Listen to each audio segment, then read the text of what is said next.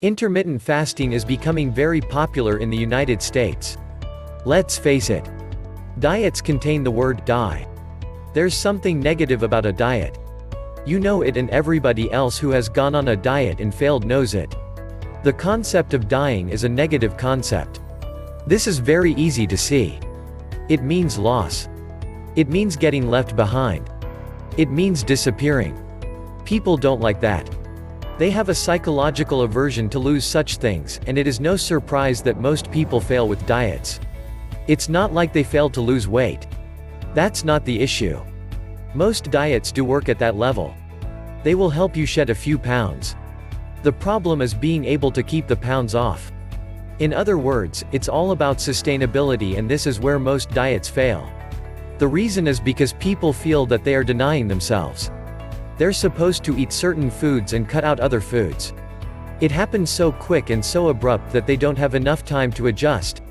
In other words, the diet remains a diet. It doesn't become part of their lifestyle. They never fully accept it. They never really wrap their mind around it to transform their mind and change their lives. None of that happens. Instead, it becomes just one band-aid solution on top of all the other failed band-aids that they have used in the past. I know this all sounds discouraging, but the truth is the keto diet is something different. Keto celebrates fatty, guilty food. If you love eating, you know full well that fatty foods make you feel good. They make you feel satisfied. They fill you up for a longer period. Your body sends less hunger signals in the course of a day thanks to all the fatty food you ate. But you are also racked with guilt. This is why the keto diet has been embraced with open arms in America and Europe and elsewhere. It proclaims the good news that you can engage in your guilty pleasures and not have to apologize for them. You don't have to feel dirty. You don't have to feel guilty. You don't have to feel like you are putting your life in danger. As long as you follow the keto diet rules, you will be fine even if you load up on fatty food. This is food that you're not supposed to eat.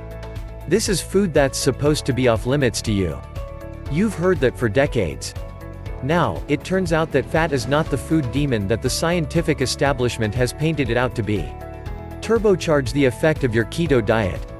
The downside with a keto diet is that involves a transition. You can graduate into it. You can ease into it. But it still requires a transition. This is where the intermittent fasting protocol comes in. Intermittent fasting is so popular because it focuses on when you eat, not what you eat. You can eat like a pig as long as you eat within a certain time frame.